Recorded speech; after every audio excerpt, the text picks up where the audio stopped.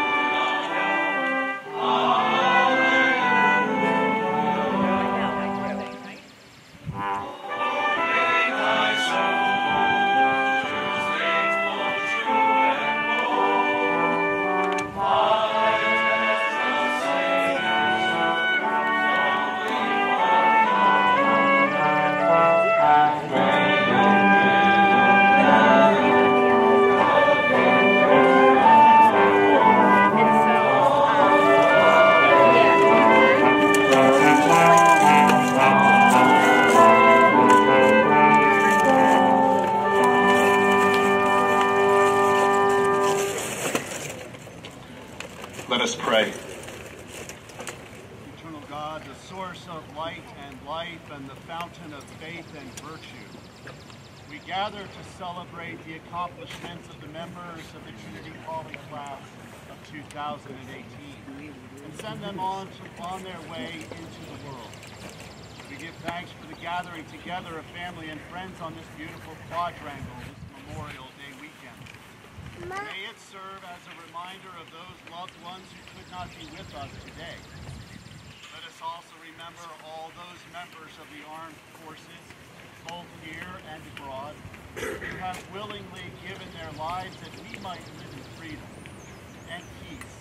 And may these exercises increase our love for one another, for friend and foe, that their work might not be in vain by imbuing in us a zeal for justice and the strength of forbearance, that we may use our liberty in accordance with your gracious will, kindling in every heart the true love of peace.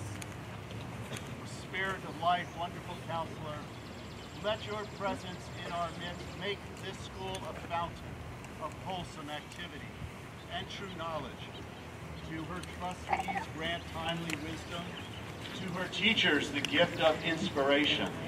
And to her students, a questing spirit, that soundness of learning, loftiness of character, and a capacity for gallant living may be furthered in this place from generation to generation, through Jesus Christ our Lord.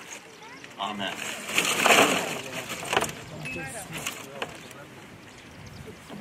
Please be seated.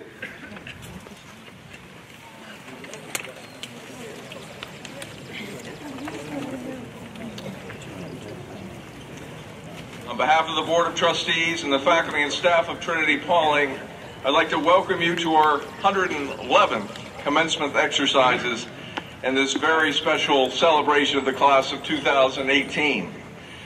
On behalf of the faculty, I wish to thank the parents of this class for the faith and trust that they have bestowed upon the school. Students, your parents have given you a tremendous opportunity to attend a school like Trinity-Pawling, one that only the smallest fraction of students your age are given. So with the class of 2018 and the faculty, join me in thanking your parents and families for this gift.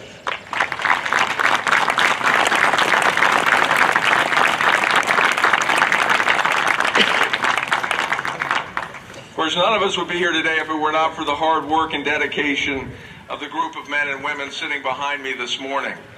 They are committed professionals who believe deeply in the values of this school and the potential of these students. Would you please join me in extending our gratitude to them for their hard work and all that they do.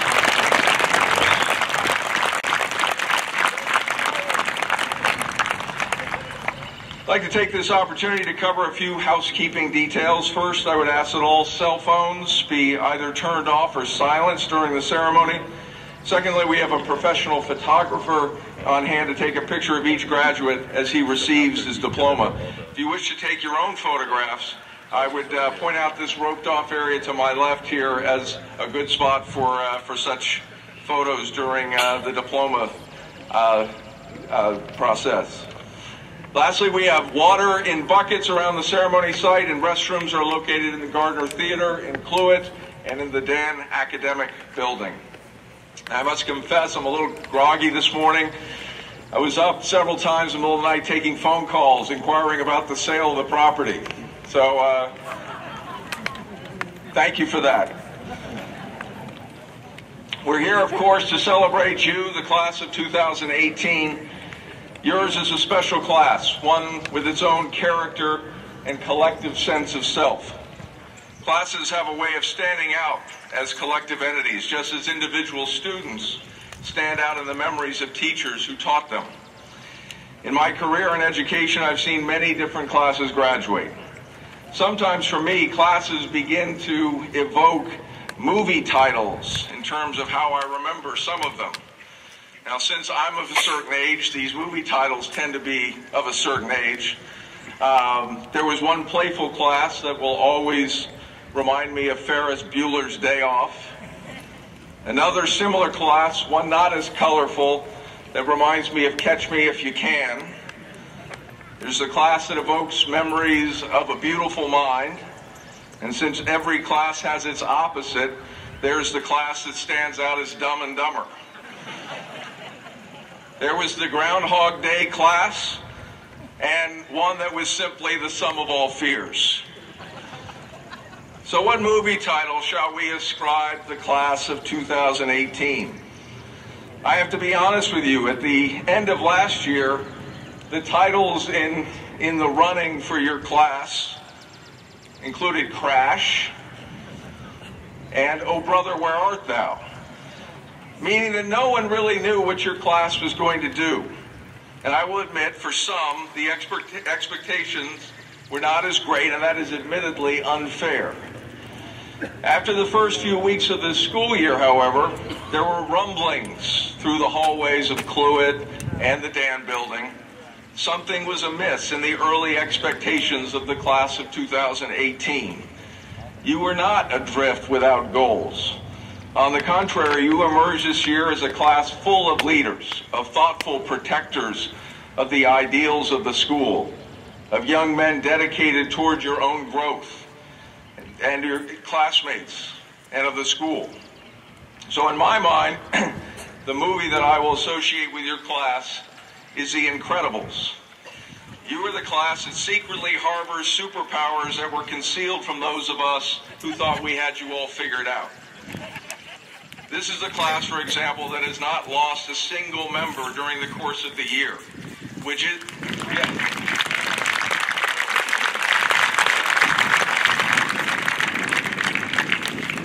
Those of us who know schools knows that this is somewhat of an incredible feat in and of itself. Well done. As many of you know, we had some violent weather that rolled through the area last Tuesday, and many trees were knocked over or uprooted. One of those trees was an old tree that was planted very close to Route 22 in front of the Henderson farmhouse where the Tucci's now live. The storm was a strong one, and it reminded me of similar storms that I've seen come through the campus over the years. About 20 years ago, for example, on a Saturday afternoon, there's a cross-country meet being run. There's a football game being played on what is now Karate Field, and there was a soccer game being played on the field down the hill by the railroad tracks. There was a storm that came down from the north with some strong winds.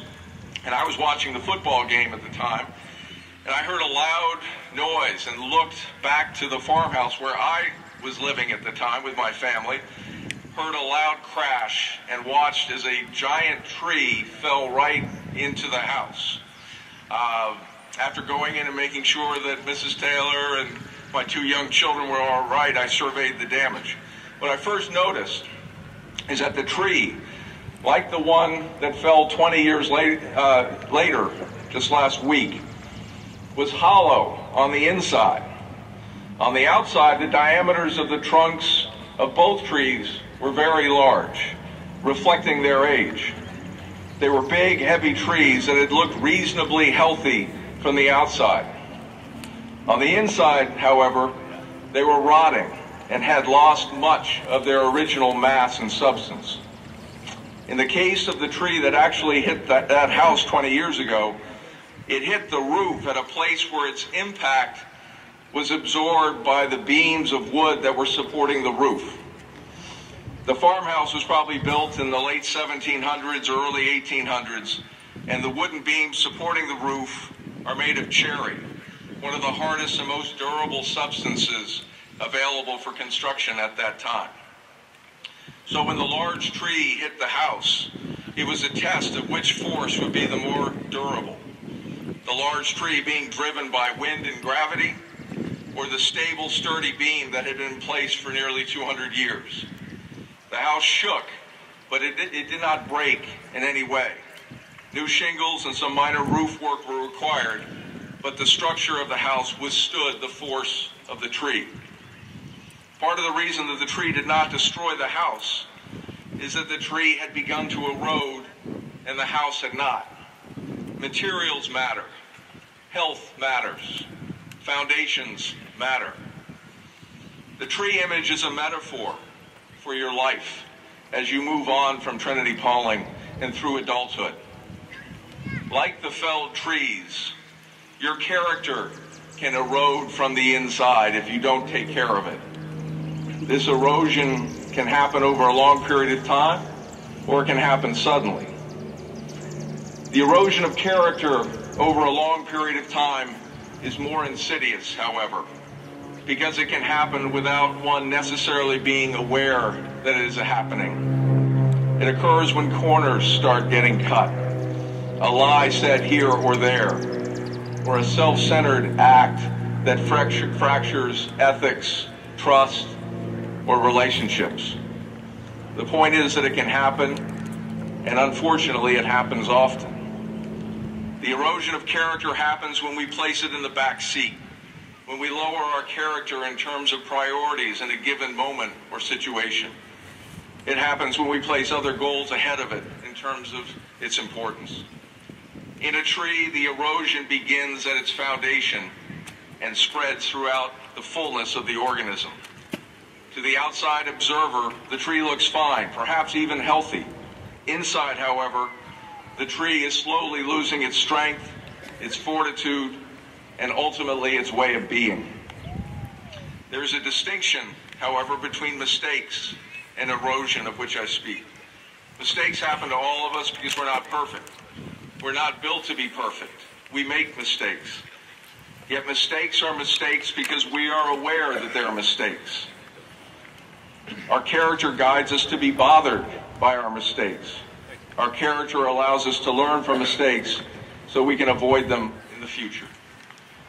This part of your character education has been pervasive here at Trinity-Pawling. The demands here are extensive, and it's impossible to go through these demands without mistakes. This is by design. Yet this design also includes a framework for you to learn from your mistakes.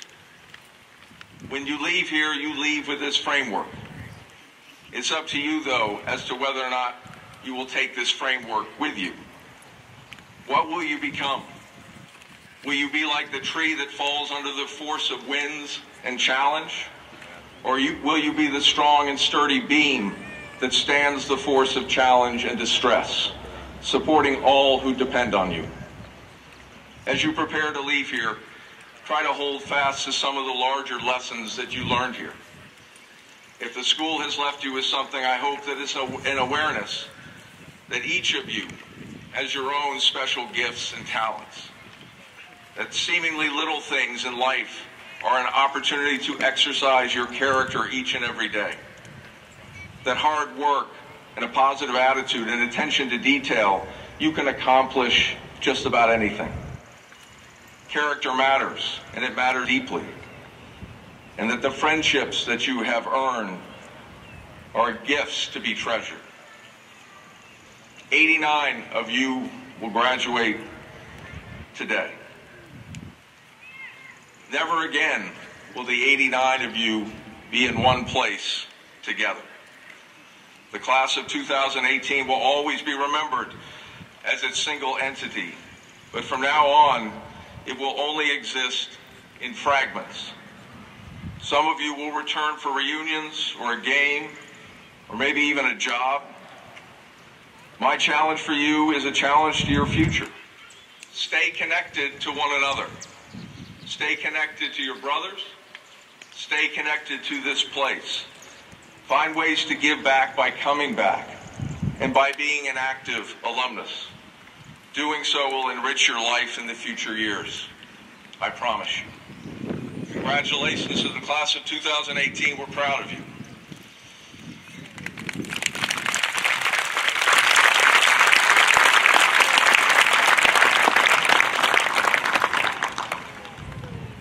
Six of you have been my advisees, the prefects of this class.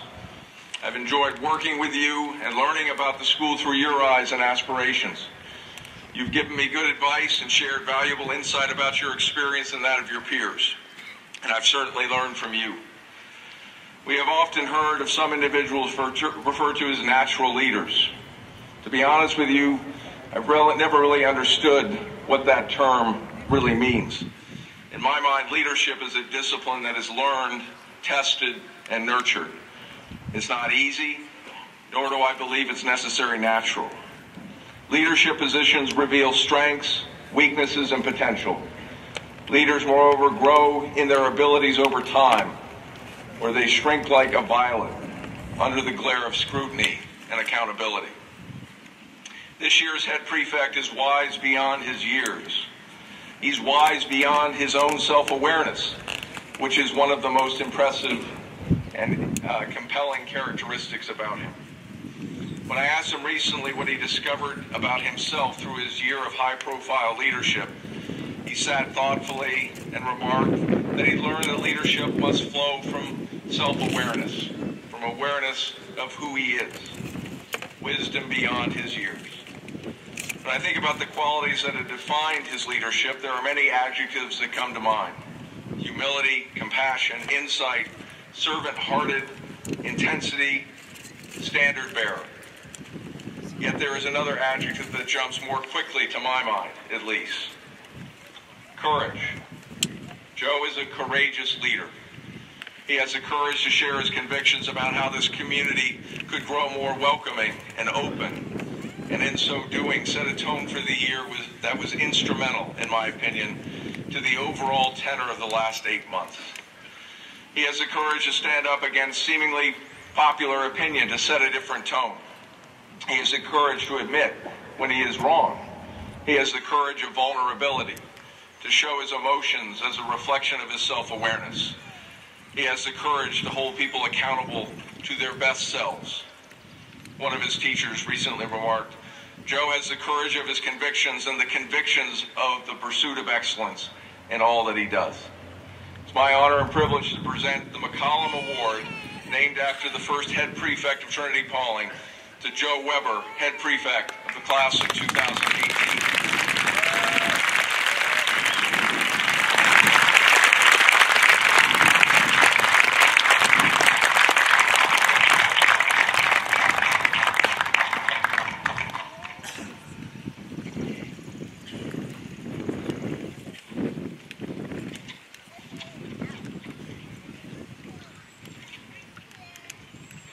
Good morning, everyone. Spent quite some time thinking about what I'd be speaking about this morning.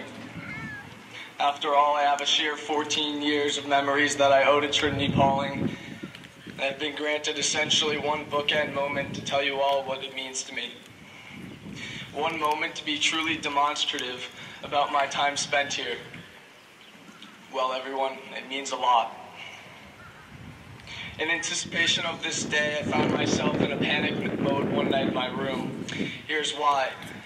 How could I possibly convey such a vast amount of recollections and an even greater love for Trinity-Pawling to an audience who for the most part did not go through it and who did not live it?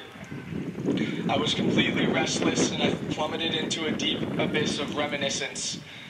The more I thought, the more opaque my memories became. However, maybe an hour or two after that, I fell into a deep, peaceful sleep, and I haven't thought about it since.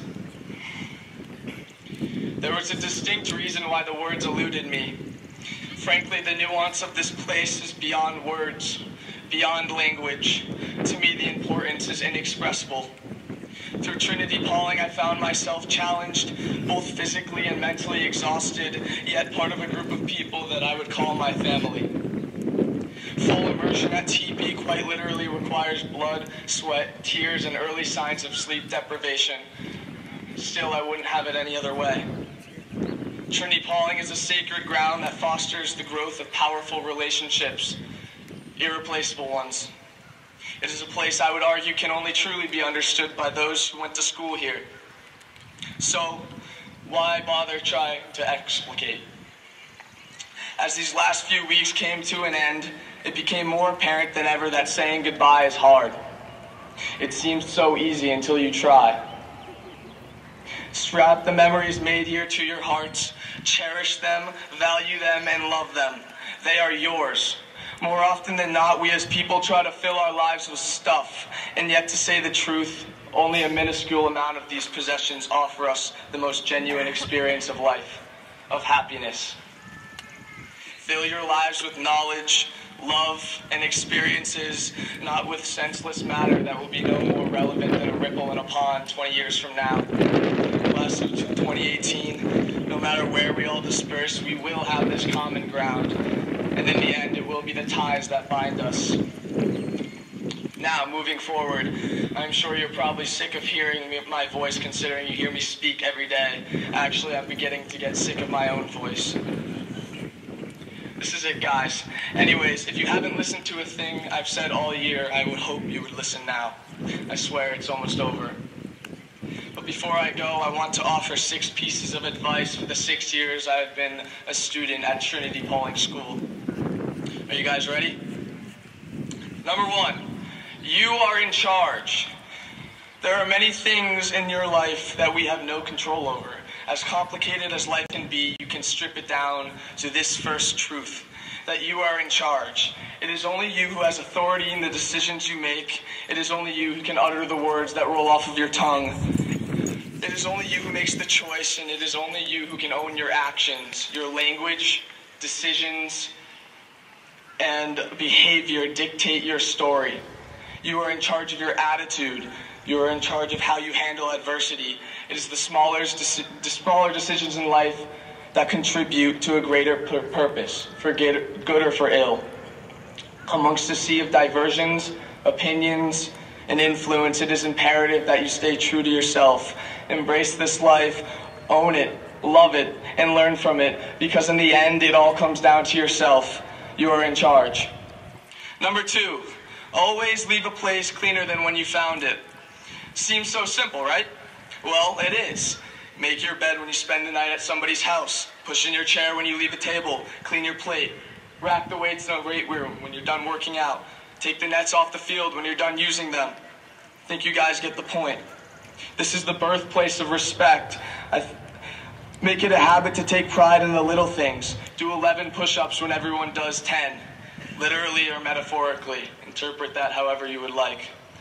Building this foundation of respect could be the thing that differentiates you from somebody else and whatever dreams you plan on pursuing. So when in doubt, clean it up. Number 3, don't get stuck in the doldrums. Just a couple of weeks ago, I was assisting Miss Durkee in the making of small red ribbons for a dress-down day that National Honor Society organized, raising money for the National Stroke Association. What first was a throwback to my arts and crafts days turned into a conversation about some of our favorite books growing up. Miss Durkee then told me about an early reading level book called The Phantom Tollbooth by Norton Juster. Later that day, I received a copy. This magical, fascinating, and beautifully illustrated book follows the journey of a young boy named Milo who is uninspired, unmotivated, and idle until a toll booth enters his room. On the other side of the toll booth, Milo enters the lands beyond. At first, Milo is uncomfortable, but later opens his eyes to the possibilities that exist in this world. Traveling to the foothills of confusion, through the mountains of ignorance, and across the sea of knowledge, Milo found his identity and defined his character. Shortly into this peculiar journey, Milo passed through the town of expectations, made a wrong turn, and landed in the doldrums. The doldrums is where nothing ever happens and nothing ever changes. It is where it shall be unlawful, illegal, and unethical to think of thinking, surmise, presume, reason, mediate, or speculate. In the doldrums, the lethargian spends days dawdling, delaying, lingering, loitering, and putting off for tomorrow what they could have done today. What I say to you is this: don't get stuck in the doldrums. Be a doer. As my best friend Nate Tanner and I like to say, be a doer.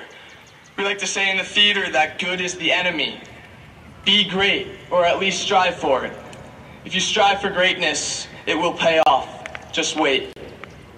Enable your approach, ideas, and attitude to be challenged, to challenge, and to evolve. Create. Create something beautiful, something to share with others. Surrender to the fact that problem solving, creating, thinking, and innovating is not self-promoting, but rather selfless acts and a willingness to take a risk when there are no guarantees. The world is changing every second. Get involved, take risks, and fail falling forward. Don't let the time pass you by. Do something, get up, get inspired, change the world. This is creating. Never stop exploring, and sure as heck never stop creating. Chase curiosity and you will learn a lot about yourself. One of my favorite John Mayer lyrics in his song The Heart of Life is, "Fear is a friend that is misunderstood." Don't fear fear. Welcome it and then prove it wrong. So everyone, I challenge you and each of us to break every single law in the doldrums. Be a doldrum criminal. Be instruments for change. Number 4, be where your feet are. I first heard this from SportsCenter's very own Scott Van Pelt when he came to campus with senior Mike McQuaid's father, Mike McQuaid Sr. This SportsCenter dyad offered many words of advice dealing with work ethic, passion, and resilience. However, it was these few words that really stuck with me. You always hear people say, live in the moment. Whenever I hear this, it's the yeah, I know, whatever trickle effect. It's hard to know why you should listen or why it even matters. Well, I'll put it. In the middle of the year, Mrs. Rafferty showed our film class a video called Sum. And Sum is a video about, I quote, how you spend your life, a cinematic sum of the hours, days, and years spent on mundane activities. So here we go. We spend 6 days clipping our nails, 200 days in the shower, 67 days of heartbreak,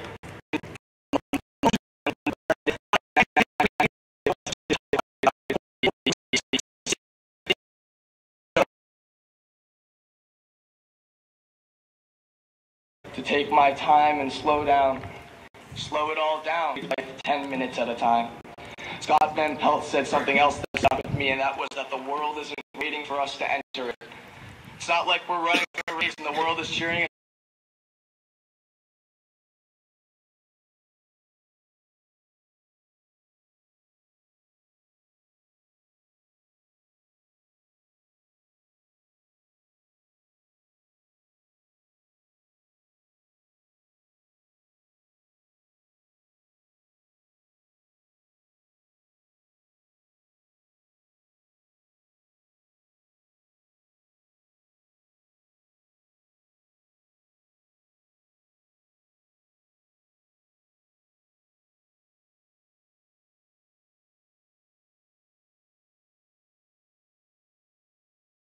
you can, about as much as you can, in as many places as you can.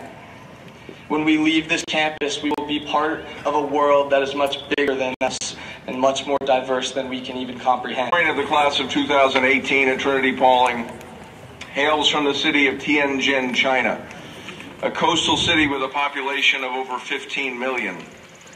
While visiting Tianjin in January, Jennifer and I had the pleasure of being hosted by his parents, Richard and Mary. One of the highlights of the visit was to travel through the city's ancient culture street, a cultural, commerce, and tourist area that is designed to reflect the architecture of the Qing dynasty.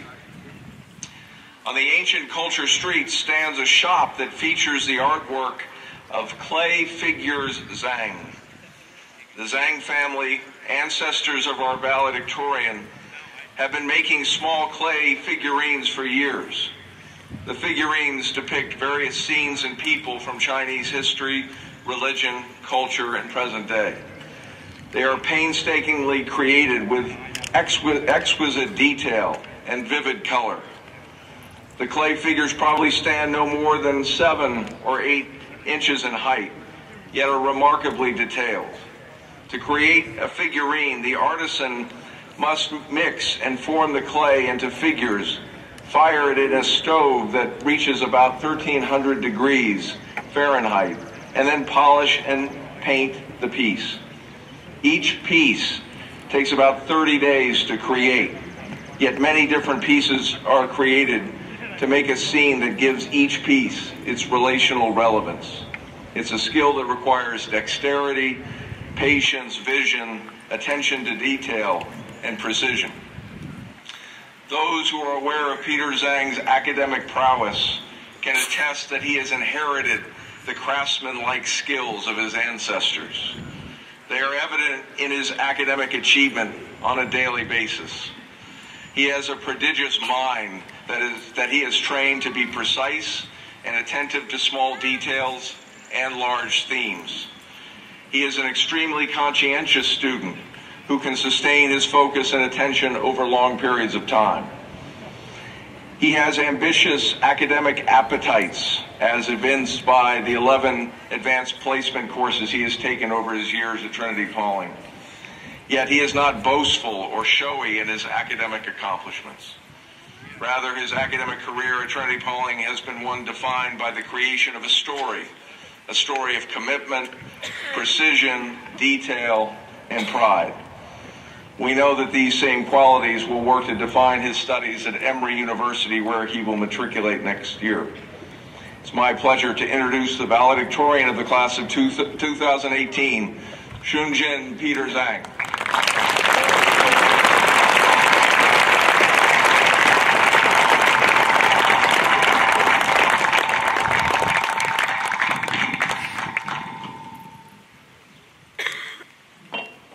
Thank you, Mr. Taylor. Good morning. 3 weeks ago, Ms. Crowley told me that I will be the valedictorian this year.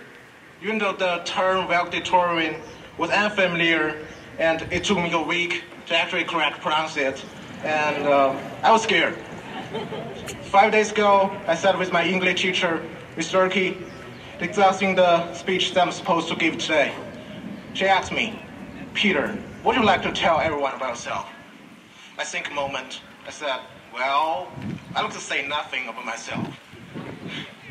Since I was young, I've been afraid of public speaking. But my hesitancy goes beyond the public speaking to the point where I'm not very comfortable talking about myself. The only occasions that I would find acceptable and absolutely necessary is when I go to the hospital and talk to my doctor. So I'm far more comfortable talking to others about books or math rather than myself. Now, I'm breaking out my comfort zone by speaking to all of you.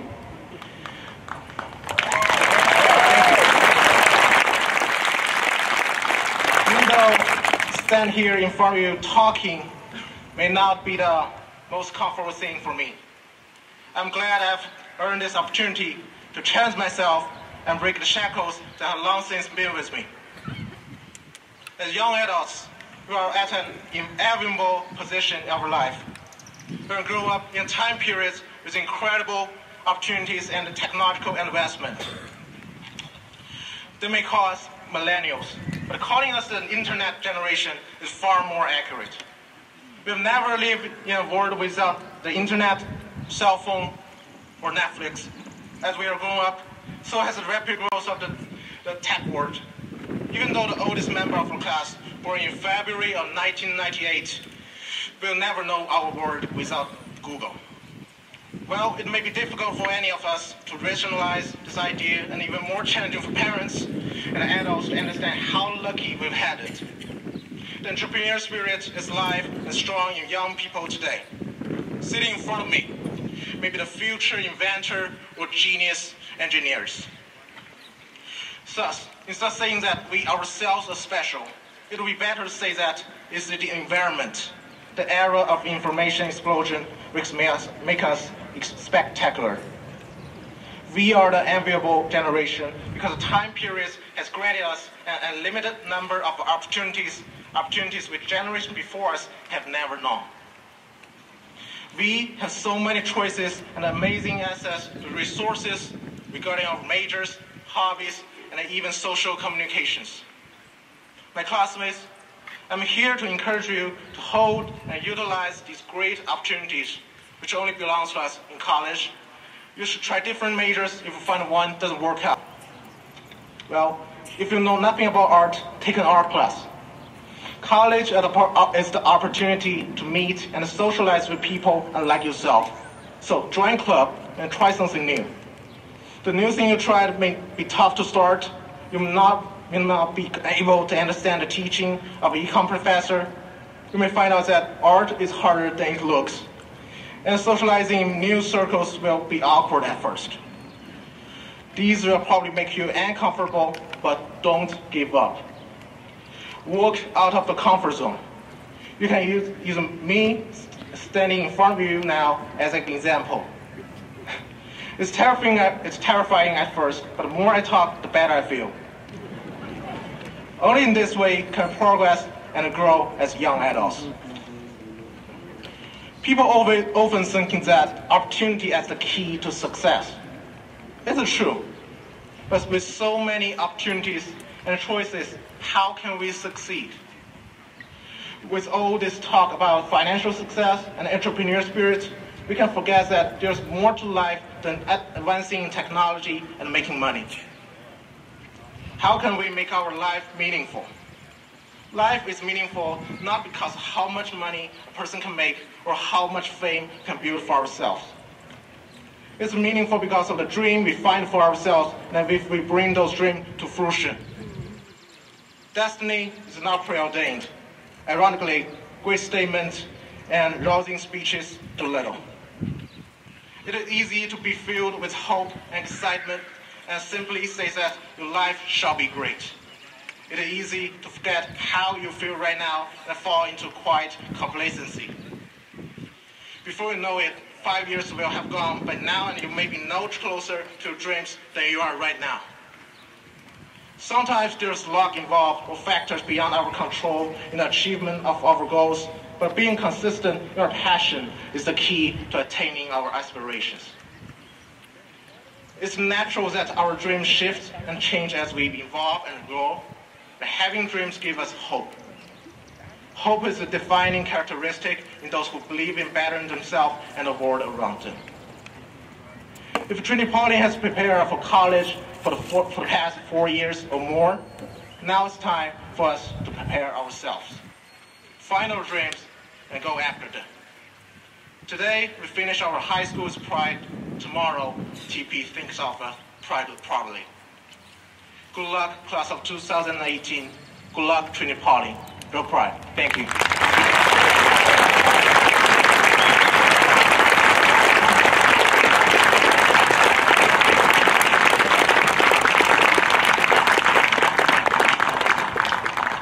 Thank you, Peter.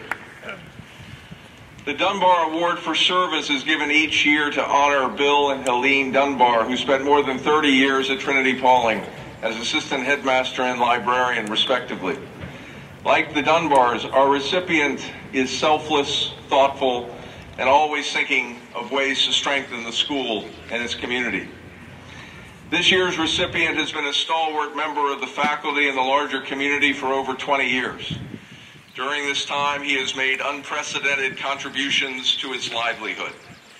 He has been one of the foremost contributors to the athletic life of the school. He's been a champion of students, representing every aspect of the academic and athletic spectrum. He's been a critical ally to the Division I athlete who is working hard to reach his dream of playing collegiate athletics. He's also been the patient champion of the youngest students who are trying to figure out how to put the necessary pieces together to sustain their focus and productivity through a 45-minute class.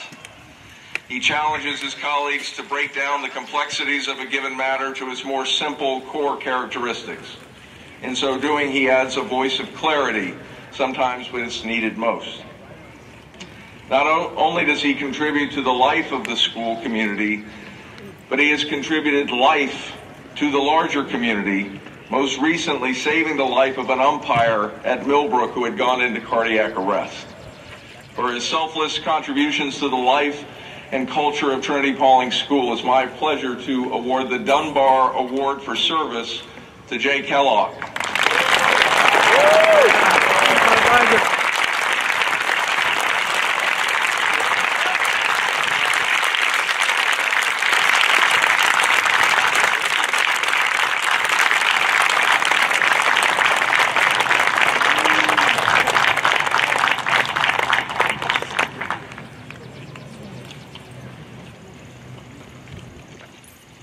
Before I present the academic awards to members of the graduating class, I'd like to recognize the underclassmen who are honored for their achievement at our Stepping Up service yesterday afternoon. After I read the list, please join me in a round of applause. The Frederick Douglass and Susan B. Anthony Award for Humanities was given to Robbie Phillips. The Mayflower Award was given to Nolan LaPlante. The Calhoun History Essay Prize was given to Ryan Macbeth. The Rensselaer Medal was given to Tim Wang. The Bausch and Lomb Award was given to Tom Zhao. The Excellence in Theater Award was given to Ben Yoon. The Penn Book Award was given to Peter Mang. The Harvard Prize Book was given to Jason Jia. The George Eastman Young Leaders Award was given to Leo Zhang. The Xerox Award for Innovation and Information Technology was given to Bob Lee. The RIT Computing Medal Award was given to Tyler Marma. The RIT Innovation and Creativity Award was given to Evan Rushell. The St. Lawrence Book Award was given to Will Rickard. The St. Anselm College Book Award was given to John Garvey. The Kenyon College Presidential Book Award was given to Jack Haynes. The Outstanding Achievement in Junior Collaborative Challenge was given to Henry B., Eddie Gonzalez, Nolan LaPlante, Ryan Macbeth, and Peter Mang. The Calhoun Award to the Most Improved Freshman was given to Nolan McClear. The Hastings Award to the Most Improved Sophomore was given to Danny Cesar. The Citizenship Award for the freshman class was given to Peter Claro. The Sophomore Citizenship Award was given to Henry Daniel, and the Junior Citizenship Award was given to Nolan LaPlante. The honor student in grade 9 was Tommy Lee. The honor student in grade 10 was Blake Shao, and the honor student in grade 11 was Tim Wang. Please join me in giving these boys a well-deserved round of applause.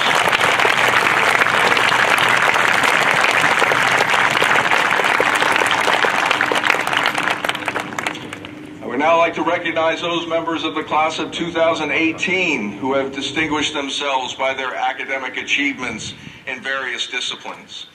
I would ask that the designated faculty member come forth at the appropriate time to present each winner with their award. The Art Award is given to Buddha Chung.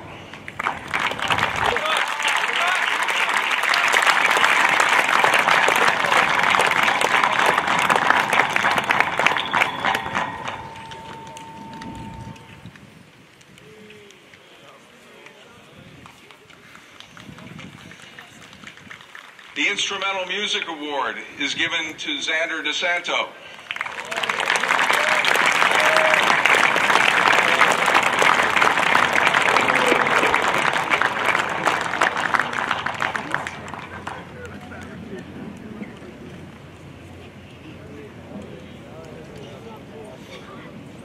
The Vocal Music Award is given to Leo Yan.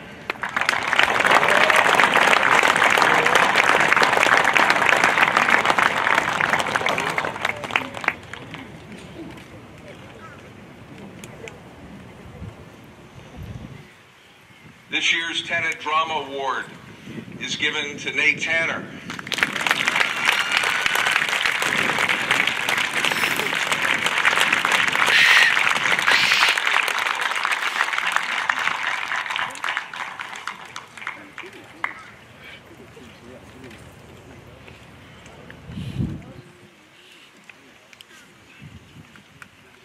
The Henderson Prize in English is given to Joe Weber.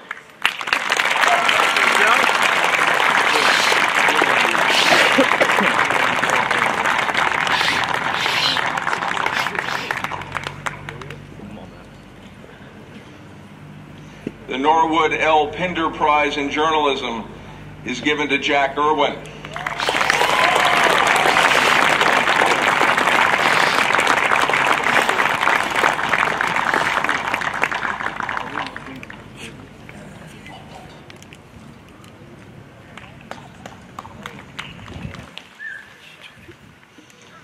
The Excellence in History Award is given to Mark Welch.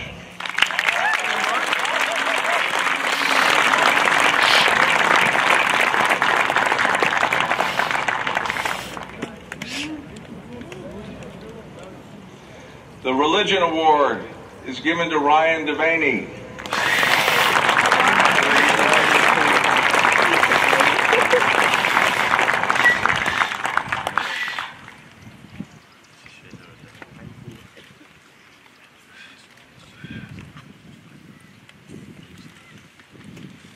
The French Award is given to Nate Tanner.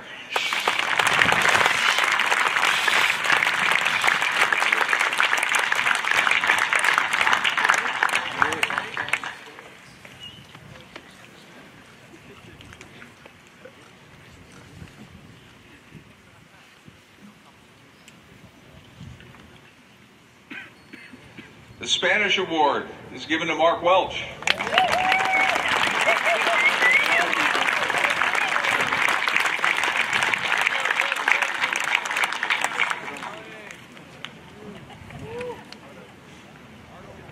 The Anderson Prize in Latin is given to Charlie Cesar.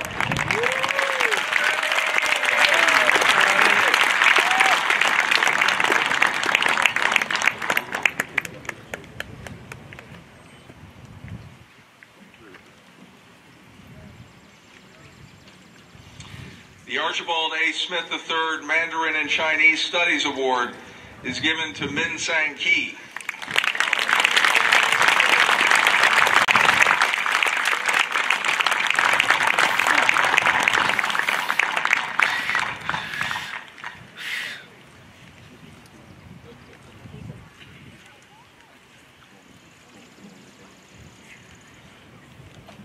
The Elliott Prize in Senior Mathematics is given to Peter Zhang.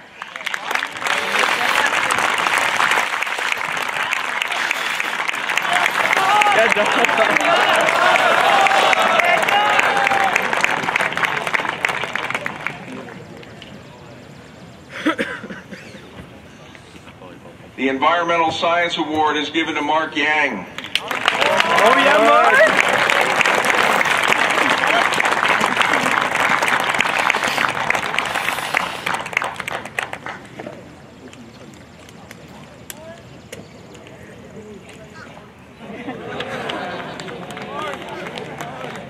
The Biology Award is given to Peter Zhang.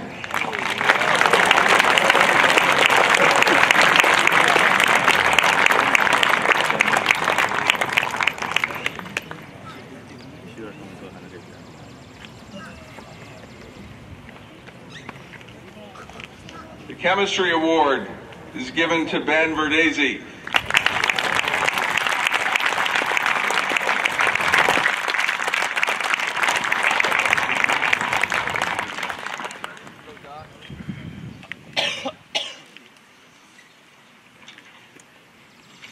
The Ernest J. Ryder Award for Physical Science is given to Leo Yan.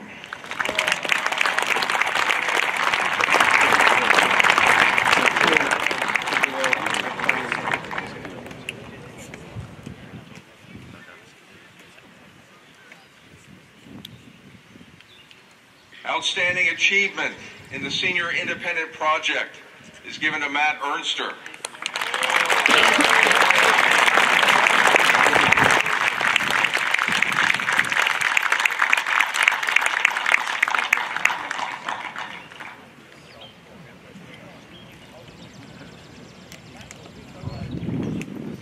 The Senior Honor Student Prize is awarded to Peter Zhang with a weighted GPA of 101.31.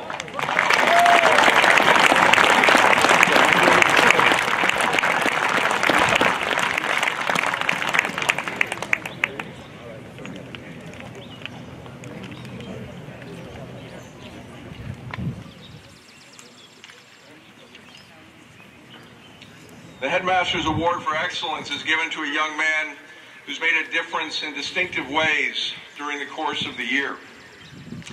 In his first and only year at Trinity-Pawling, this young man emerged as a quiet, forceful leader in a variety of different arenas.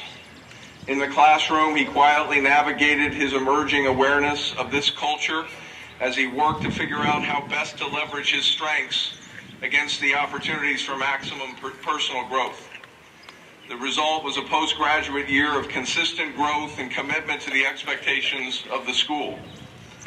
Athletically, he was a leader on the varsity hockey team. He challenged himself and his teammates to play with a certain style and tenacity that had been demonstrated by previous experience. His leadership in the locker room was instrumental in the team's overall mental edge that grew stronger as the season progressed. As one coach said of him, he was always positive and brought a winning attitude to the locker room every game.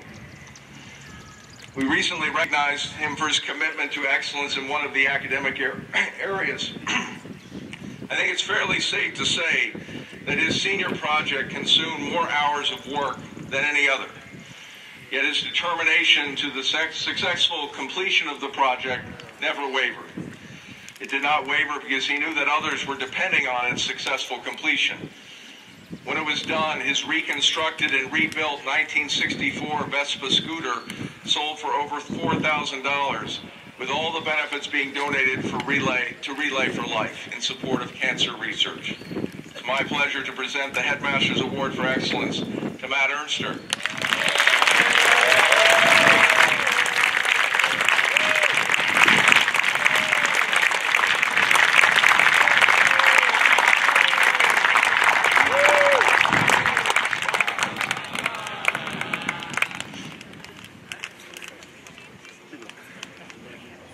Gene Colley Award for Leadership is given in honor of Gene Colley, past parent, former trustee, and stalwart supporter of Trinity-Pawling School. The award recognizes a leader who does not seek leadership for the spotlight or for the seeming rewards that can come with it. Rather, it recognizes someone who prefers to lead behind the scenes, someone who steps in when others do not in order to make a difference. Some leaders are in the spotlight and work to serve the community in the warm glow of constant visibility and attention.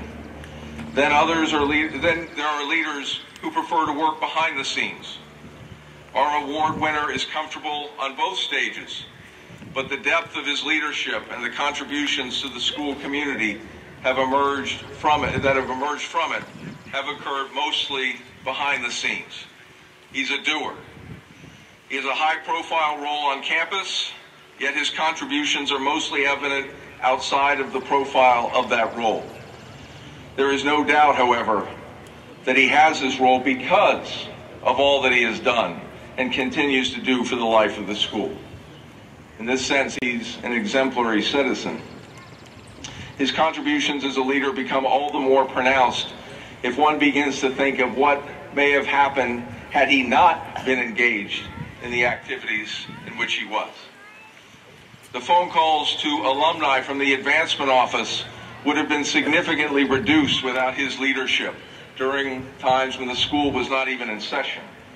The admissions office would not have had tour guides during the summer months. The drama program would not have had such a successful transition to a new director had it not been for his leadership and guidance behind the scenes. After the disappointment of not being able to fully compete in his best varsity sport, he hunkered down and became an indispensable contributor and leader to the next two varsity sports he played this year. In the spring, he even took on a new position, arguably the most demanding position in the sport, in order to help his team compete at the highest level. Academically, he challenged himself in all areas this year, taking 2 AP courses, an advanced course, an honors course, and a 5th year of a language. He's a humble, thoughtful, engaged leader, and it's my privilege to present this year's Eugene Colley Award for Leadership to Nate Tanner.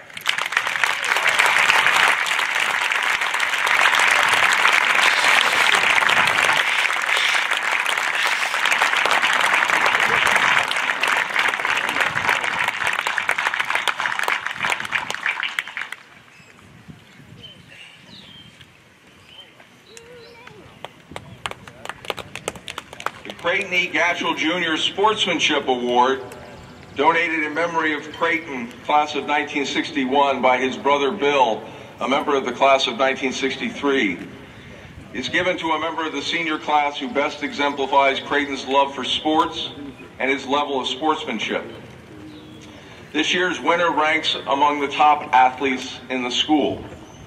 He's a high-profile athlete, one whose talents are immediately apparent to teammates, opponents, spectators, and coaches.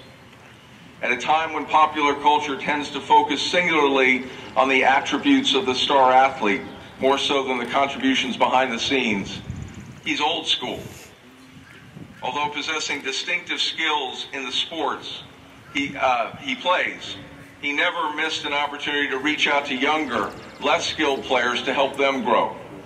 He's always positive to his teammates and respectful of his coaches and referees. As one of his coaches said, his high level of self-motivation and dedication make him a joy to coach.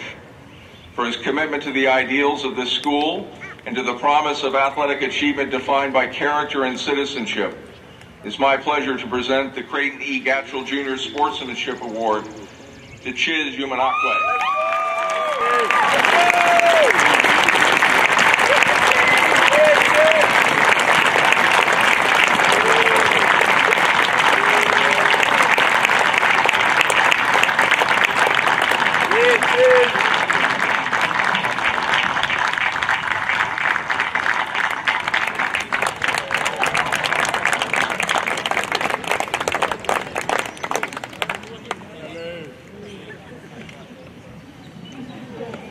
The Kenneth B. Weeman Athletic Award is given by his widow and sons, members of the classes of 1959 and 1961, and his grandson, a member of the class of 1991.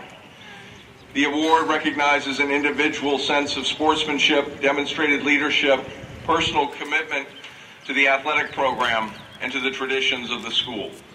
These are the qualities that were embodied in Kenneth B. Weeman, class of 1929. Earlier in the year, I was watching a game with the headmaster of another school who was commenting on this year's award winner. He said, "I've been watching this player out there. Not only is he really good, but he's very good at leading his teammates, and you can tell he's a sportsman.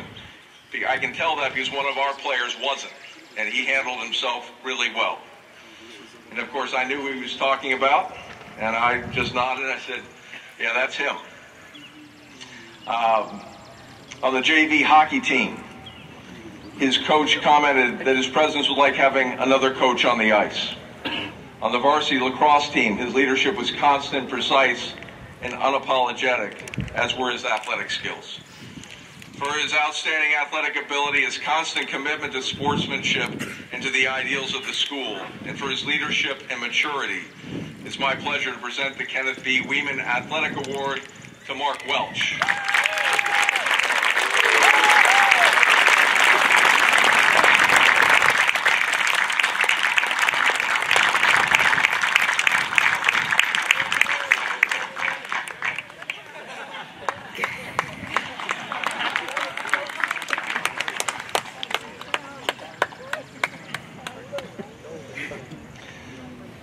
The Senior Citizenship Prize is awarded by vote of the faculty to a young man who's committed to the life and growth of Trinity-Pawling.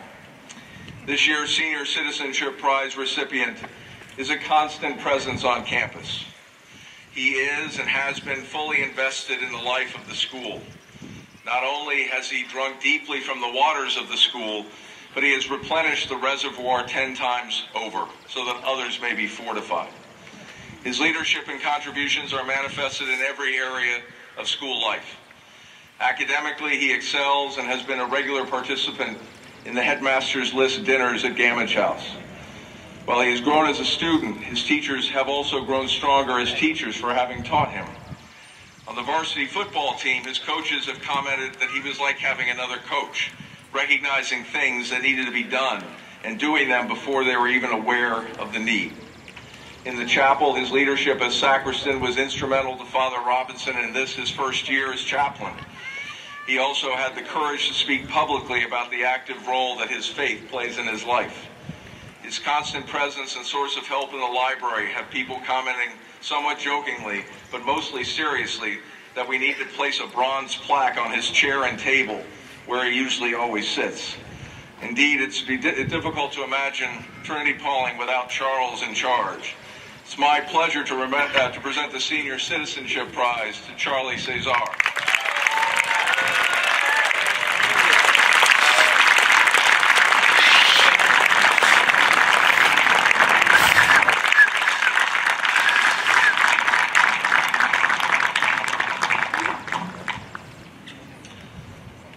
The Wells Award, named for its donor, a member of the class of 1938, is presented annually to the student who combines outstanding performance and growth in all areas of life at Trinity-Pawling. Character, a concern for and service to others, loyalty and dedication to the established traditions of the school are among the criteria for determining the award winner. Among the core values of the school, the commitment to community is integral. Trinity-Pawling embraces the philosophy that learning takes place where students, faculty, and staff live and work together. With regard to the tradition of integrity, Trinity-Pawling values respect for self and others, honorable behavior, and the ownership of behavior. This year's recipient of the Wells Award personifies these traditions, as well as other important ideals of the school, such as hard work, perseverance, creativity, and curiosity. He thinks deeply about how his interactions can contribute positively to the experience of others. When selected to be a dorm proctor, he requested to live with freshmen because he knew that this is where his own skill sets would be best put to use for the benefit of the freshmen and the school. Recently, when storms raged through the campus, he was critical in making sure that the students sought safety in the lower levels of Star Hall. He also thinks deeply about how his own interactions might not be well received by others. He has challenged himself to think introspectively about how he interacts with others so that his excitement about things he is doing and interested in are not misperceived as being boastful. All this to say, he is a very sensitive and thoughtful young man, one who's always thinking about how he can make a positive difference in the life of the school. This type of commitment has also led to ways that the international student voice and experience can be enhanced at Trinity-Pawling. He's not only a champion for the international student experience, but he's a champion of the Trinity-Pawling experience. As an international student, he has shared distinctive insights into how the school can be strengthened by the contribution of international students, but also how international students can work to gain more from their experience at the school through their engagement. For his dedication to the school, its traditions, and its ideals, it's my pleasure to present the Wells Award to Jay Wen.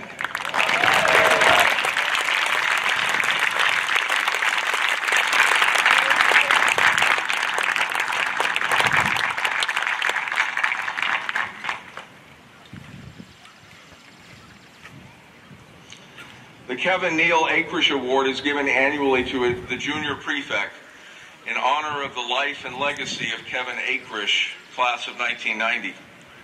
I knew Kevin because he was a player on my tennis team the first year he was a student at Trinity-Pawling, the year he was elected junior prefect, and the year that he died.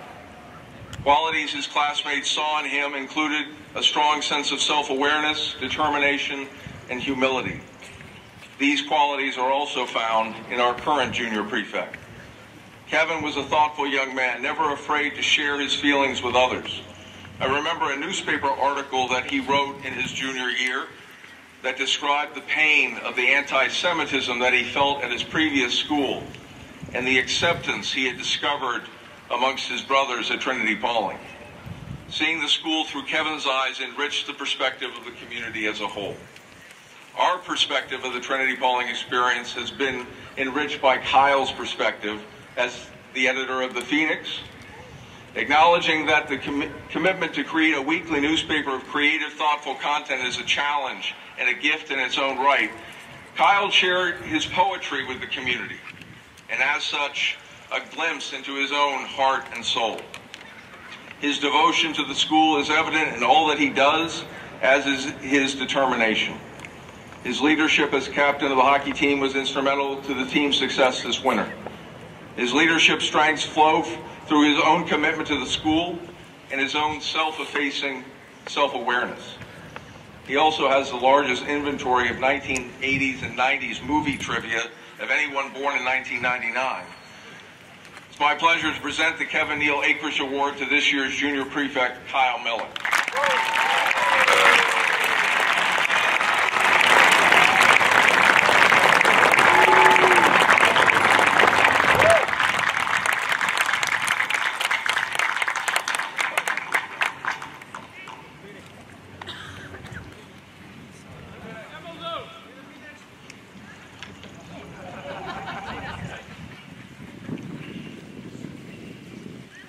Dr. Matthew E. Dan was headmaster at Trinity-Pawling School from 1946 to 1970. The Matthew Dan Award for General Excellence is given annually by his family and friends to recognize the outstanding boy in the junior class whose achievements throughout the school life are considered to be superlative. Superlative is a challenging word and is difficult to excel in all areas. Yet this member of the class of 2019 has sought to achieve this goal. He's been on the headmaster's list throughout the year, earning top grades combined with superlative effort marks. In his first term at this school, he earned an academic average of 92.4 with an effort average of 1.6. In the winter term, he earned an average of 93.4 with an effort average of 1.0. Co-curricularly, he has also been active member of the Key Club and Relay for Life.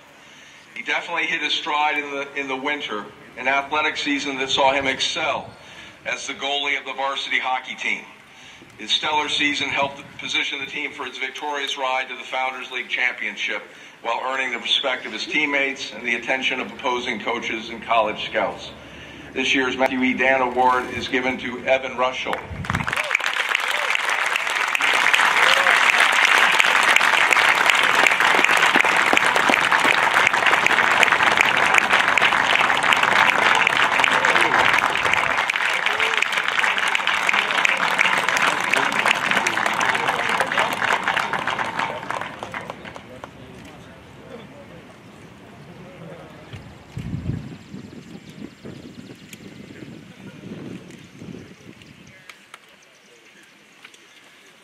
The Gamage Award, named for Frederick Luther Gamage, the founder and first headmaster of the Pawling School, is awarded by vote of the faculty to a senior whose overall record is one of general excellence. Well, if the class of 2018 is to be compared to the Incredibles, this year's recipient of the Gamage Award for General Excellence is to be compared to Bob Parr, otherwise known as Mr. Incredible. How else would one explain his superhero-like strength and durability that allowed him to accomplish all that he has accomplished this year, and indeed during his entire tenure at Trinity-Pawling? In my 3 years as headmaster, I think the only person who has had more dinners at Gamage House than this individual is probably Mrs. Taylor. He's been at every headmaster's list dinner and then a few others. His dedication and superlative commitment to everything he does was evident this year on the soccer field, the squash court, the lacrosse field, and the stage. It was also evident in the chapel, the Dan building, and the supply of environmentally friendly water bottles that now populate the campus. Like Bob Parr, I suspect that he will become bored if the opportunity to serve a higher purpose is not available to him. For this reason, I know that we will not see the last of him, as his stage is only going to get bigger and bigger in life. For his general excellence and countless contributions to the life of the school, it's my pleasure to present the Gamage Award to Joe Weber.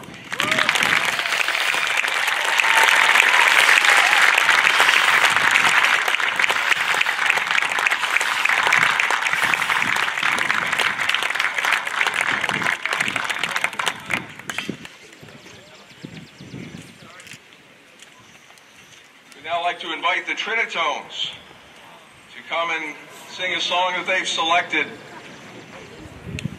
a gift of the song of What Do I Know, written by Ed Sheeran and arranged by Mr. Knox Sutterfield.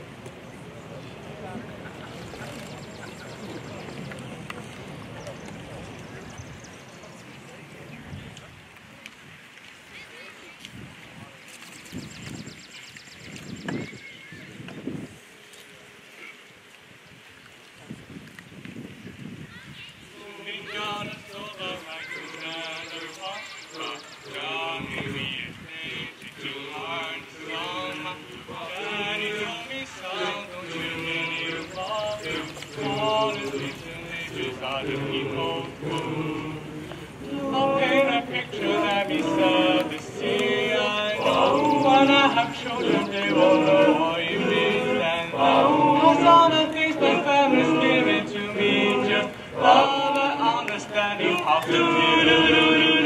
We could change this whole world with a piano and a bass, some guitar, grab a beat, and away we go. I'm just a boy with a one-man show. No university, no degree, but Lord knows everybody's talking about exponential growth and the stock market crashing in their portfolios. Well, I'll be sitting here with the song that I know. See, love can change the world in a moment. But what do I know?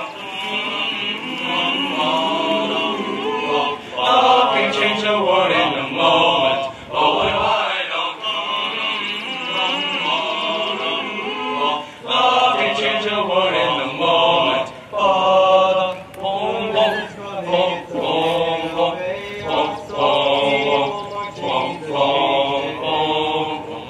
You know we are made up of love and hate, but both will never balance on the razor blade.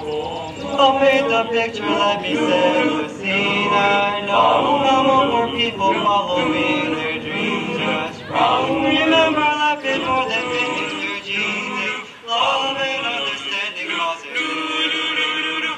We could change this whole world with a piano and a bass, some guitar, grab a beat, and away we go.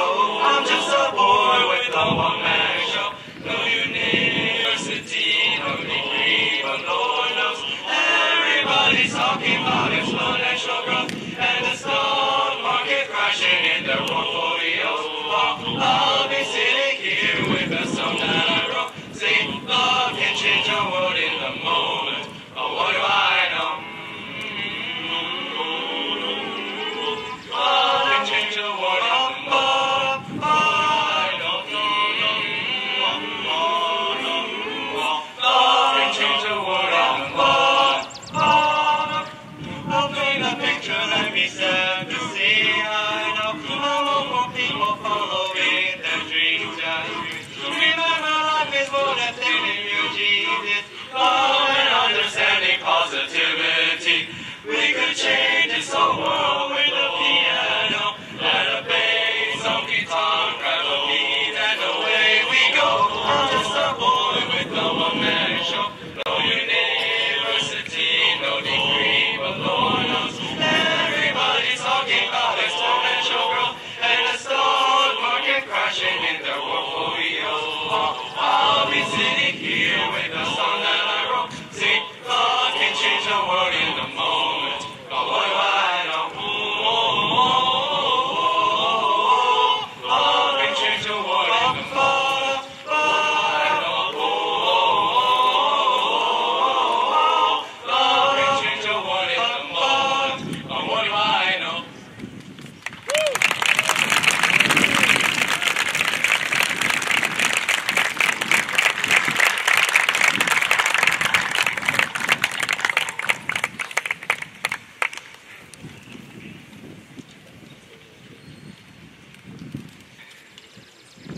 Our commencement speaker today is a humble scholar, athlete, and a graduate of the school, and former head prefect of Trinity-Pawling. Born in San Francisco, he was raised in Guadalajara, Mexico, where he developed his passion for football. He arrived at Trinity-Pawling in the fall of 2006, determined to get the most out of his experience. He was a three-sport varsity athlete, excelling in football, wrestling, and track and field. In 2007, he was a member of the New England Class A championship football team, starting on both sides of the ball. In 2008, he was a two-way starter on the bowl championship team and was named All-Erickson Conference and All-New England Conference team. He was also a captain of that team and earned the annual award for the season. After graduating from Trinity-Pawling, he matriculated at Stanford University, where he was a four-year starter at linebacker and a key contributor to the program's winning culture. He was the captain of the teams that made 2 consecutive appearances at the Rose Bowl. He was an All-American and the winner of the Stanford Senior Excellence Award before graduating with a degree in management science and engineering and beginning a professional football career. In the National Football League, he has played for the San Francisco 49ers, Tampa Bay Buccaneers, and New Orleans Saints. Always focused on giving back to his Mexican roots, he has provided in-depth Spanish commentary during Super Bowls 56 and 57, as well as hosting annual youth camps for underprivileged youth across Mexico. Please join me in welcoming back to the Pride, Shane M. Scove, class of 2009.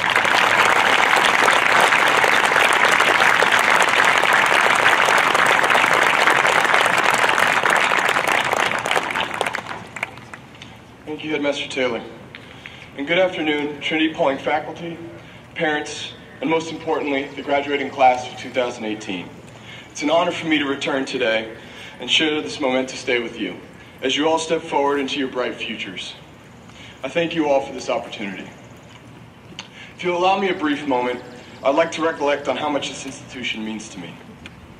You see, I spent the entire scholastic year of 2005 treating school as a voluntary endeavor.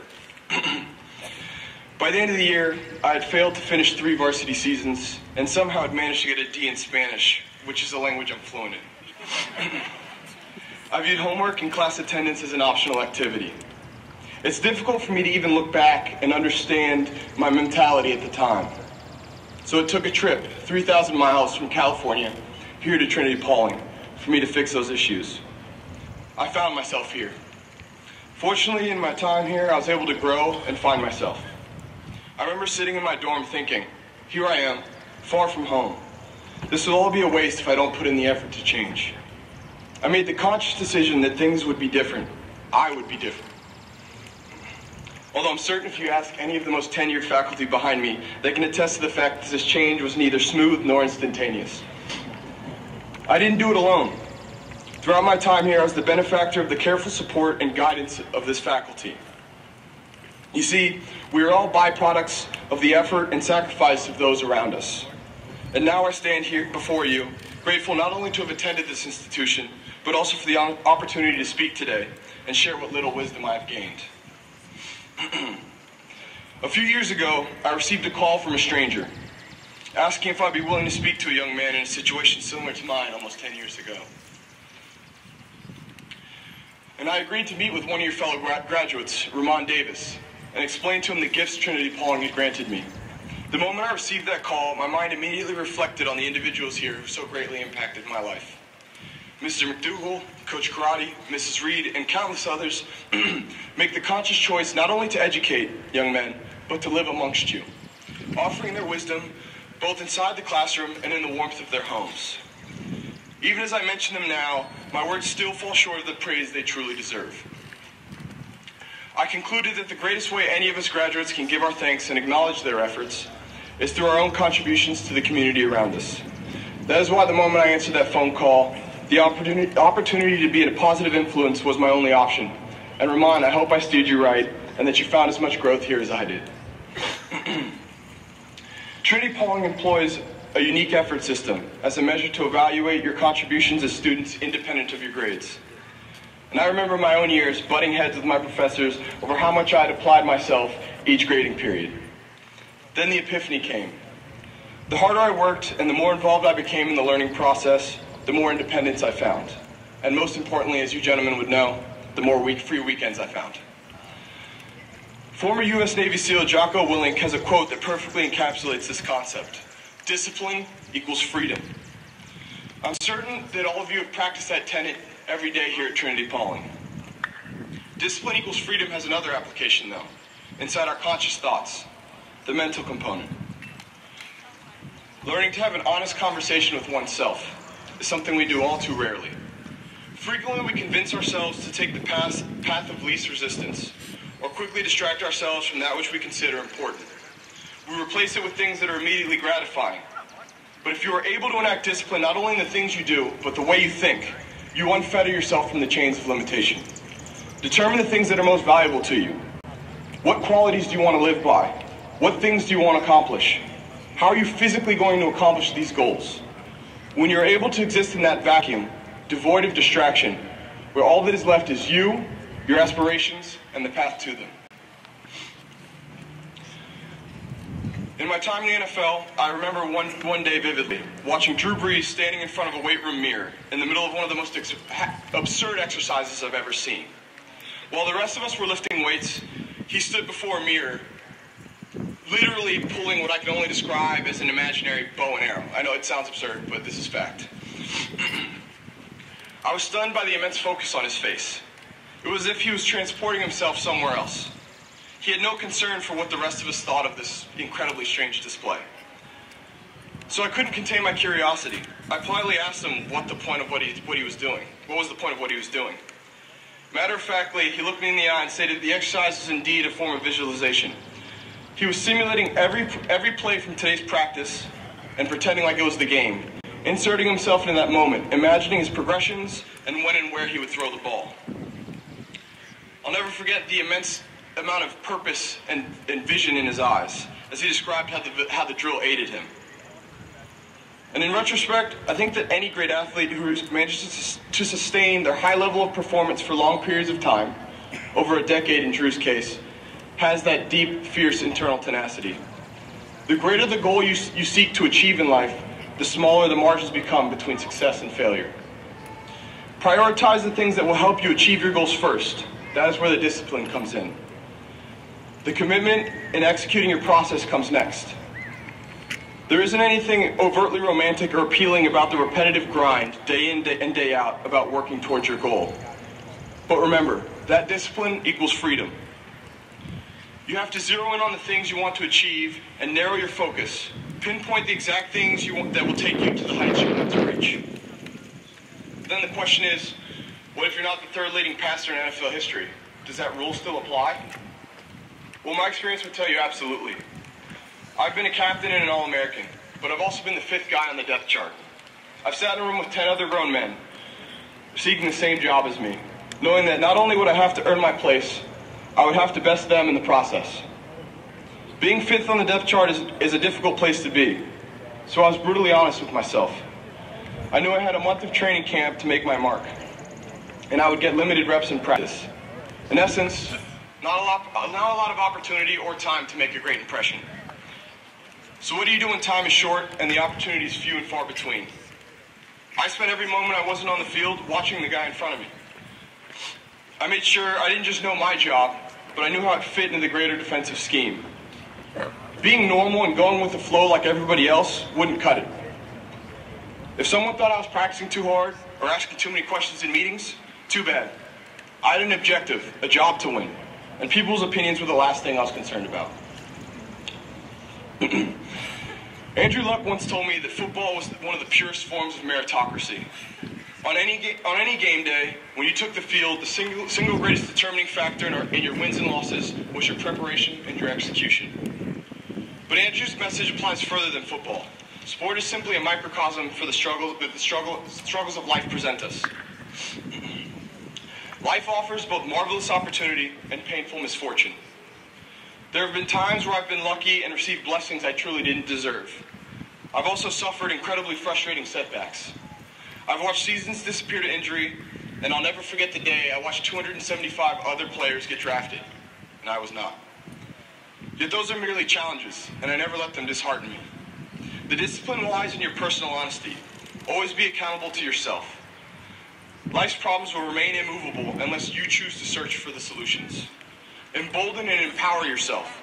Realize that you are the only controllable factor in your success. The chaotic life of nature will always present obstacles along your path. It is your job to overcome them. The realization that you are both responsible for your successes and your failures is a daunting one. It requires you to make yourself vulnerable to the fact that things may not go according to plan. But take ownership in them both, for you have earned the right to bask in the glory of your successes. And conversely, don't shy away from the pain and discomfort of heartbreak. I've heard people refer to this mentality as a growth mindset, where every challenge is an obstacle but an opportunity for new growth. But I prefer to use the words of former U.S. soccer captain Abby Wambach. Failure is fuel. Want to know what I remember? Want to know what I remember most vividly in life? The times I failed. Each scar is not only a lesson, it's a moment for growth, and you can carry it with you for eternity. September 18th, 2011, a date I'll never forget, playing at the University of Arizona. I go to make a routine tackle and suddenly a teammate comes colliding into my knee. I go from projected first-round pick to having a doctor tell me I might not play again. 3 surgeries, 5 months go by. During that time, I have the opportunity to feel angry, sad, frustrated, and dejected. I remember my physical therapist awakening me to the fact that I had 3 options in reality. I could quit, I could just do what was asked of me, or I could devote myself to playing again. You see, now 2 of those options end in regret. But the third is the important one. The only way you can look back at your efforts with pride is if you work your hardest. On my road to recovery, there are plenty of times, it's a frustrating journey. Every time you try and do something new, learn to walk again, learn to jog, learn to run, you'll inevitably fail multiple times. But you can use those failures as an opportunity to motivate yourself and propel yourself forward. You have to realize that most things are beyond your control. But the precious few things that you do have control over, own them. Discover the immense clarity in knowing that only you can discover the immense clarity in knowing that the only thing you can master and bend to your will is your mind. When you find yourself in those most challenging moments, when things look bleak and the odds are not in your favor, smile. Smile at the knowledge that your efforts are something that no one can take from you. I know that you have come from places far worse than this, and what you do now is a pleasure to compare to where you've been. What we face in life is always unique. One man's struggles may not be another's. Yet we all undoubtedly face hardship in one way or another. Relish in the obstacles of your past, and let the lessons from your failures fuel you to new heights. Class of 18, if I've bored you so far, my message is this. As young men, you have the most precious commodity in the world, time. More than anybody else in this crowd, more than the faculty, more than myself, more than your parents. You see, you can earn money, you can sell it, you can trade it, friends come and go. Life changes, but the one thing you can never buy back is time. Once it's gone, it never comes back. So rejoice in the fact that you have this incredibly valuable asset, and prepare for your next phase in life. Know that you hold the pen to your own story, and as you go on to this next chapter, it's up to you to determine what happens next. But I hope that you carry these 3 things with you. Discipline equals freedom. The things you do allow you the peace of mind and the clarity to do the things you love. Choose the hard things first, and then get to do the things you enjoy after. Be brutally honest with yourself. Figure out the things you want in life, and go after them. Don't distract yourself with excuses. Focus on the things that are most important and how you will accomplish them. And lastly, failure is fuel. Let every difficult moment in your life stay within you. Let it burn. Let it be the fire that helps propel you forward in life. Never forget where you come from or the things you've overcome. And with that, I want to congratulate you and wish you the best of luck as you move on to your next endeavors. Thank you.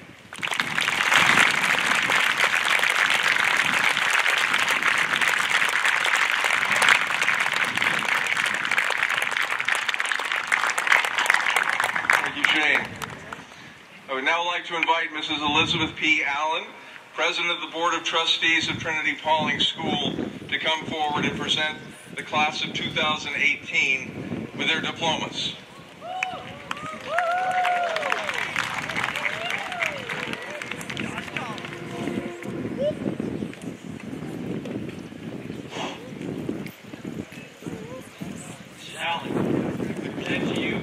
Class of 2018, and I respectfully request that you present to them their diplomas. The following diploma is awarded summa cum laude. Sunjun Zhang.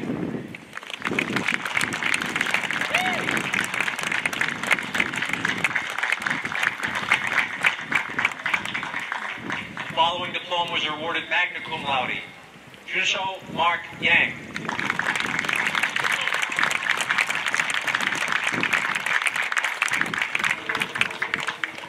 Mark Gregory Welch.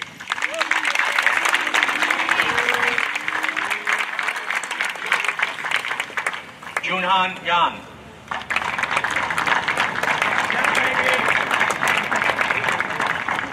The following diplomas are awarded cum laude.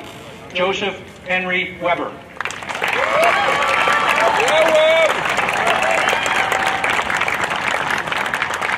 Jay Wen.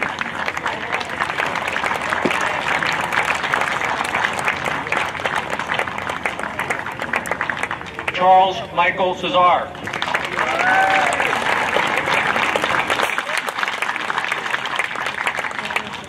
Man Kit Kong.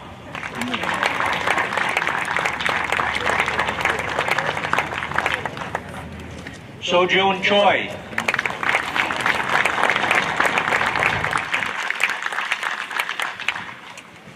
Benjamin R. Verdesi.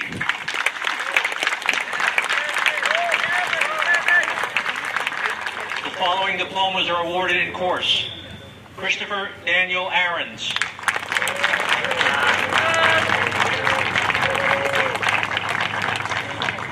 Conrad M. Adams.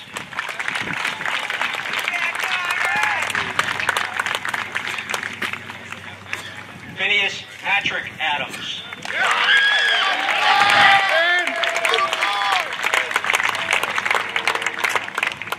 Fahad Al-Sad.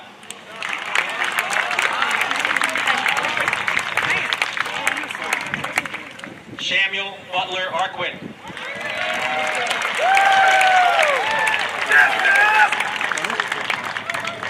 Connor Thomas Bastidas.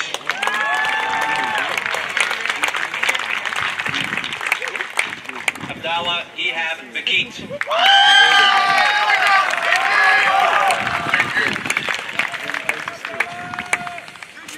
Andrew J. Bella.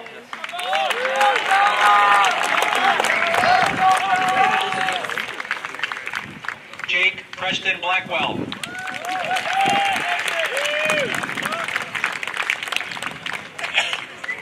Nicolo Michael Bonacera.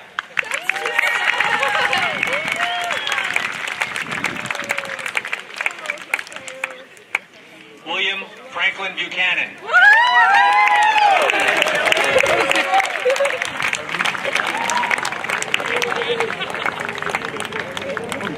Duke Min Hoi.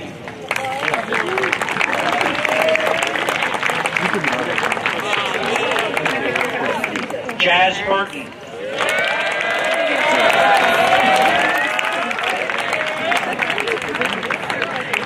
Connor Christian Chang.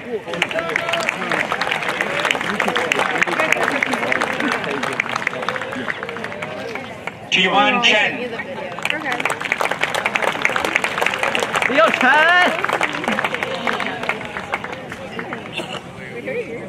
Georgie Chen.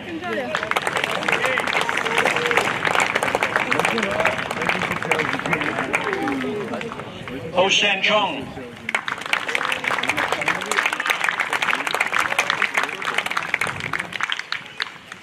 Chang Yun Cho.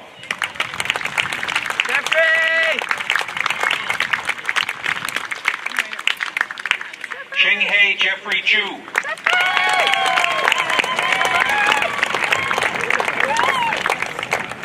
Timothy D. Comey.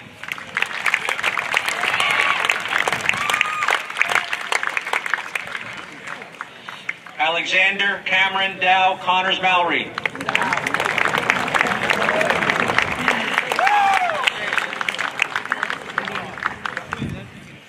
John Burton Kreitz.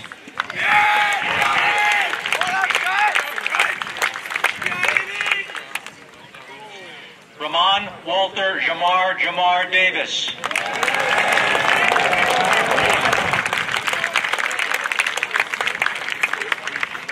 William Edward De Palma.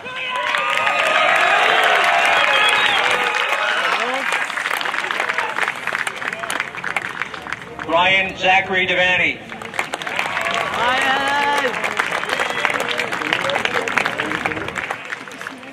Xander DeSanto.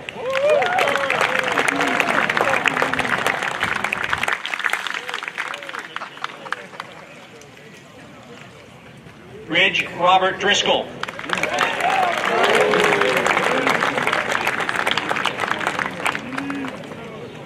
Charles McCarthy Duggan.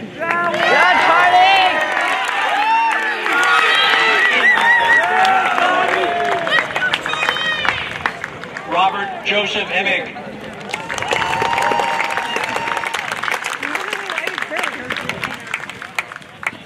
Blakesley Ecclestone Erdman.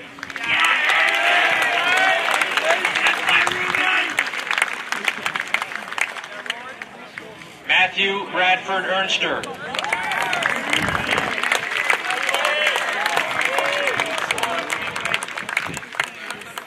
Rory Thomas Foley.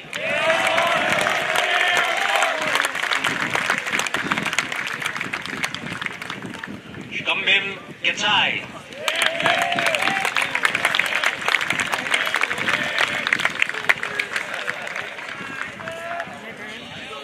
Mason A. Gordon.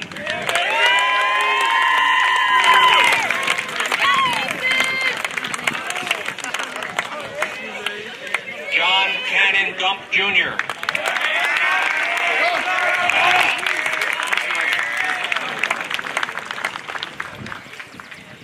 Benjamin Robert Hanrahan. Yep, Ben. What's up, Benny? Thomas Patrick Harkin.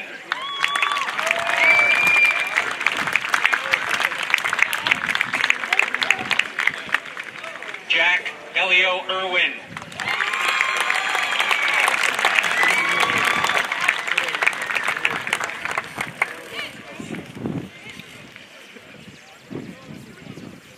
Kaylin J. Kennelly.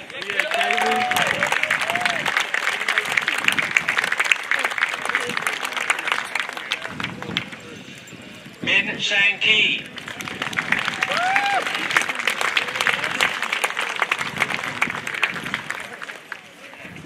Alex J. Colhagen.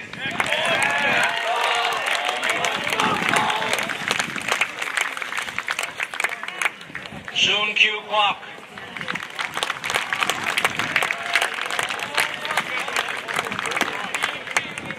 Scott Arnold Lawson.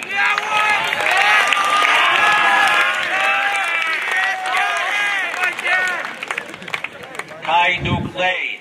Hi.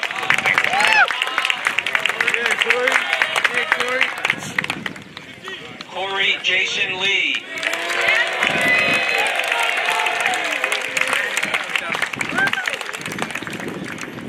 Junyu Lee. Go!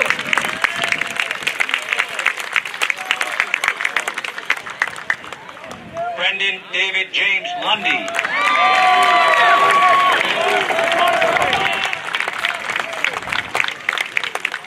Mark Philip Maestri.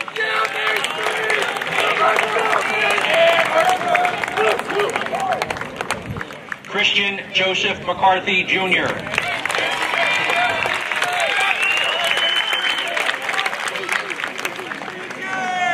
Michael Henry McQuaid.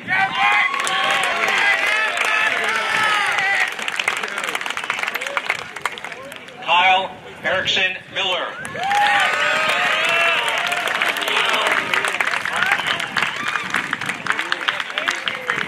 Nathan S. Miller.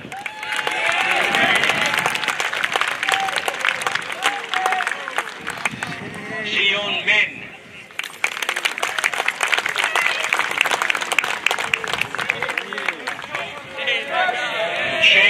Matthew Montague.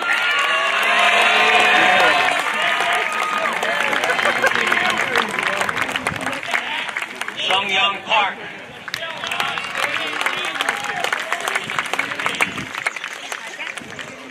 Samuel Ryan Peak.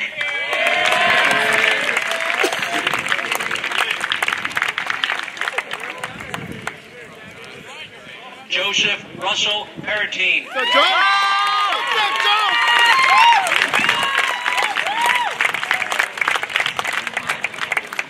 Aiden Cole Pincombe.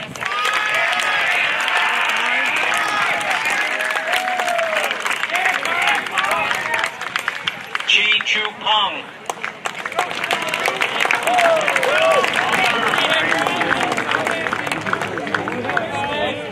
Brian Fielding Powell.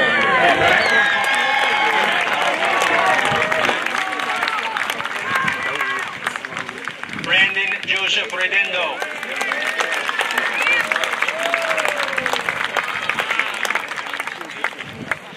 Graham F. Roediger.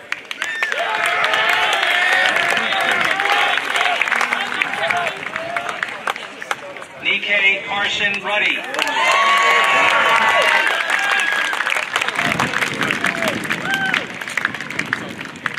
Pablo Salvo Moreno.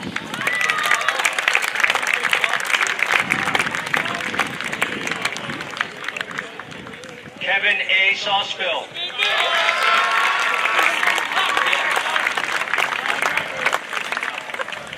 Brendan P. Samandel.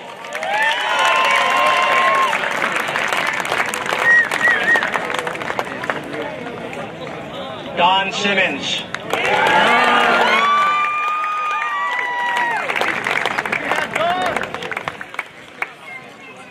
Bo Henry Smith.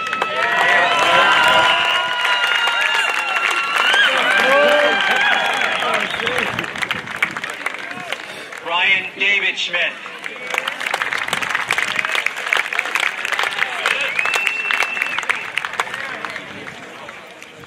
Nathan Christopher Tanner.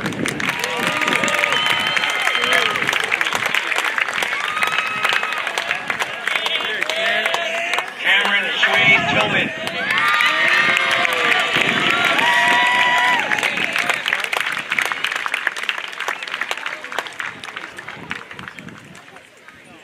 Matthew Trainer.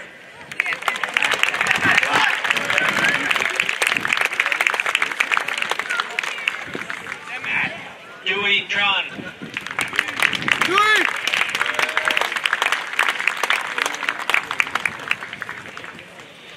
Koan Tong.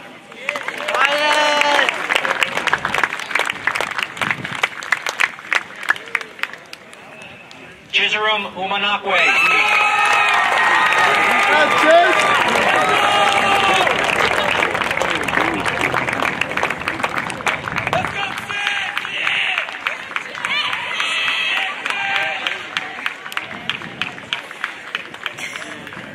Bruce Borje Wang.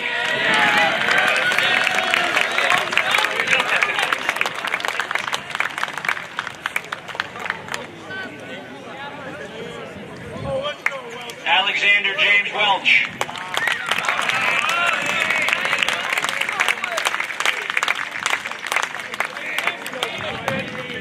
Cameron Austin Wooden.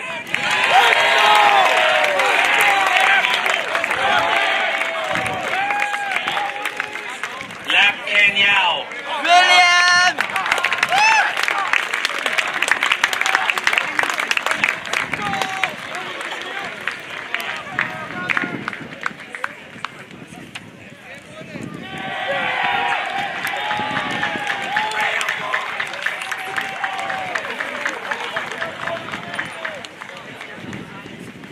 Here for the class of 2000.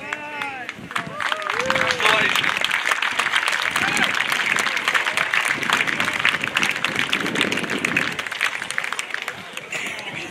Please stand as we sing our alma mater.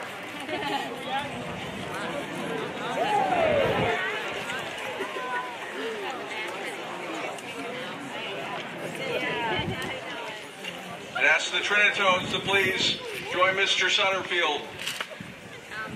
in leading our alma mater.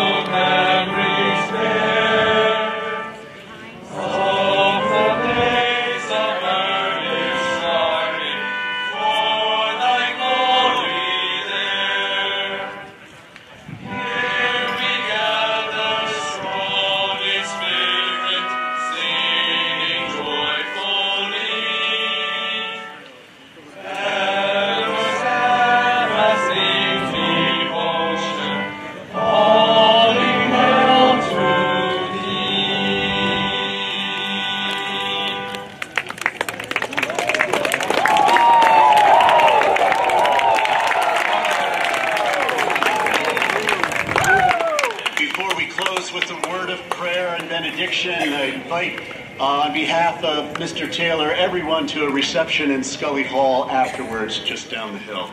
Let us pray. O thou who art the God no less of those who know thee not than those who love thee well, be present with us at the time of choosing, when time stands still and all that lies behind and all that lies ahead are caught up in the mystery of the moment. Be present especially with the class of 2018, who must choose between many voices. Help them to know how much an old world needs their youth and gladness. Help them to know that there are words of truth and healing that will never be spoken unless they speak them, and deeds of compassion and courage that will never be done unless they do them. Help them never to mistake success for victory or failure for defeat. Grant that they may never be entirely content with whatever bounty the world may bestow upon them, but that they may know at last that they were created not for happiness, but for joy, and that joy is to them alone, who, sometimes with tears in their eyes, commit themselves in love to thee and to others. Lead them and all the world ever deeper into the knowledge that there can never really be joy for any unless there is joy for all. In Christ's name we ask it, and for his sake. Amen.